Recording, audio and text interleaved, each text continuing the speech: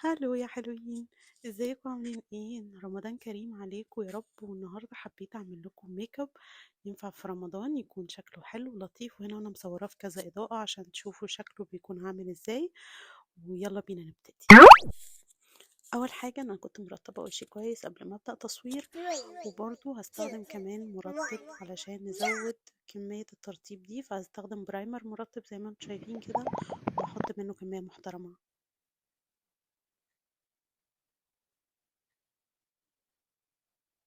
ما تنسوش كمان علشان الصيام لازم نرطب الوش يعني زيادة شوية عن الطبيعي، وخصوصا كمان تحت العين.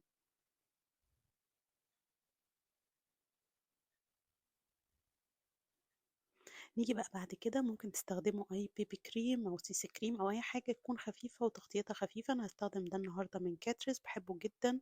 وهتحسوا ان لونه غامق، بس بعد شوية مع الكونسيلر بيندمج مع البشرة وبيبقى تحفة. هنرجه شوية كده علشان يندمج كويس، ونحط منه كمية حلوة على الوش. زي ما انتم شايفين كده، تحسوا ان هو غامق، بس هو الغمقان بتاعه ده بيكنسل اي حاجة، هالات، اي حاجة في الوش انتوا عايزين تخبوها هو هيخبيها وهيقوم بالواجب.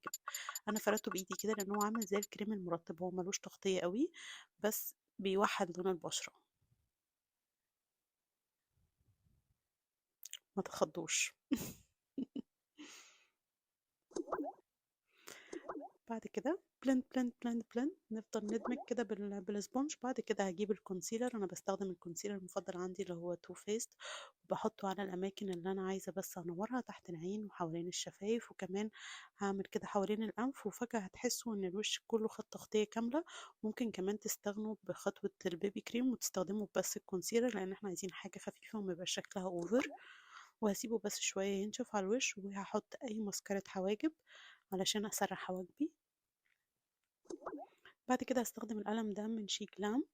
القلم ده حلو قوي، انا بستخدم الناحيه الفلوماستر علشان ادي شكل طبيعي وما يبقاش مرسوم. بعمل بس بيه كام شعرايه كده في الحتت الفاضيه، علشان مش عايزين رسمه واضحه.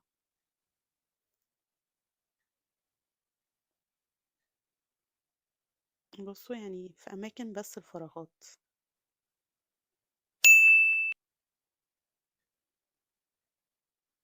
بس شوفوا ازاي شكل الحاجب ظبط واتغير. فعلا القلم ده تحفه، تحفه تحفه فنيه، بحبه قوي. وعدولي بقى كم مره لعبت حواجبي في الفيديو ده. وبلند بقى الكونسيلر، بلند بلند بلند ليوم البلند. بس في الكونسيلر انا انصحكم ما تعملوش بلند كتير علشان يفضل محتفظ بالتغطية بتاعته ويفضل في مكانه. فكده كام طبطبة كده، اول ما تحسوا ان هو اندمج خلاص. وعلى فكرة الميك اب ده اصلا ما بياخدش وقت طويل خالص، ما بياخدش مني 5 دقايق ل10 دقايق بالكتير، وبيطلع في الاخر شكل البشرة يتجنن وتحفة. بصوا لعبت حواجبي تاني.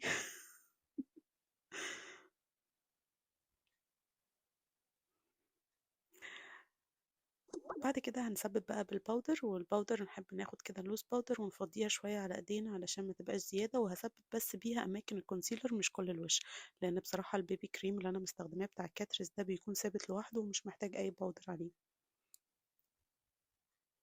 اعذروني انا بتكلم بصوت واطي علشان الدنيا ليل.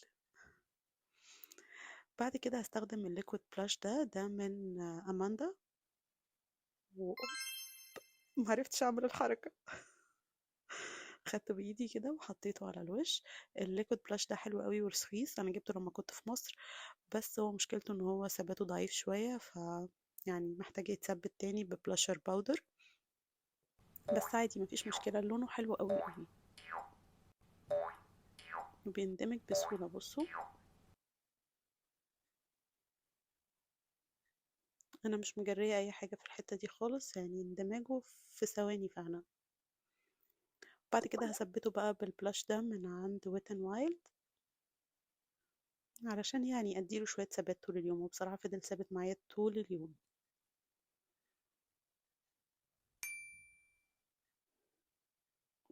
بعد كده هنعمل بقى الكونتور او البرونزر. هستخدم ده برضو من ويت ان وايلد اعتقد، وهحطه كده على الخدود. وكمان هعمل بيه كونتور دلوقتي للأنف علشان بنفس البرونزر مش عايزين نستخدم برودكتس كتير، لأن احنا عايزين الميك اب يكون سريع.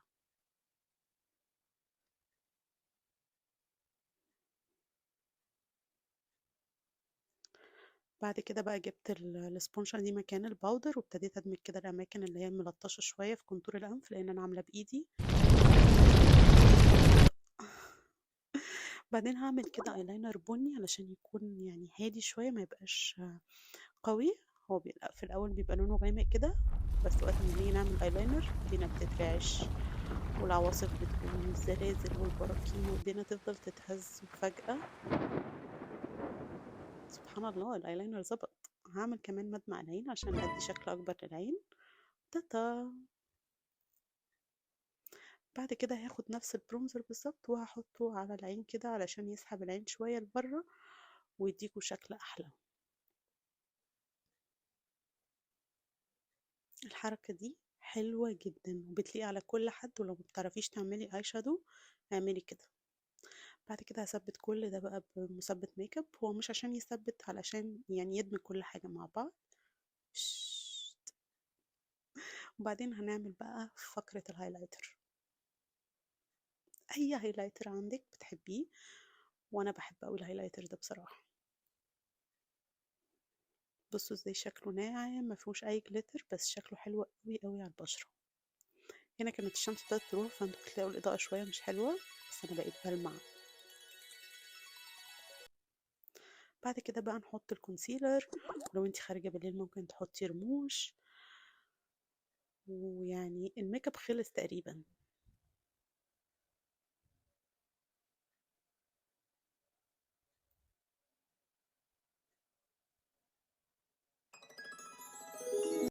واو. دلوقتي هنحط بقى الروج. انا هستخدم ليب لاينر. ف الليب لاينر تقدري انتي تحطيه بس قبل الفطار، علشان يعني لو مش عايزه روج على شفايفك، وهيديكي شكل حلو قوي وهيحدد الشفايف وكأنك عامله ميك اب كامل يعني. بس انا هحط اللون كده خفيف. اللون اللي انا حطيته بتاع الليبستيك، اللي انا مش ليبستيك، هو يعني روج سايل، هحطه من سيفورا. اللون ده بينك، بس بينك حلو قوي. هو بصراحة الإضاءة ظلماه، بس هو في الحقيقة كان أحلى من كده بكتير. وبعدين جيت بقى بالليل بعد الفطار، حطيت لون تاني أغمق شوية وصورت لكم في إضاءة تانية.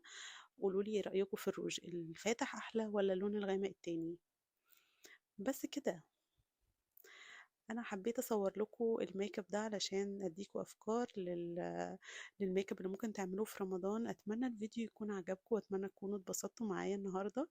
ما تنسوش لو انتوا اتبسطتوا بالفيديو تعملوا لي سبسكرايب ولايك. باي باي.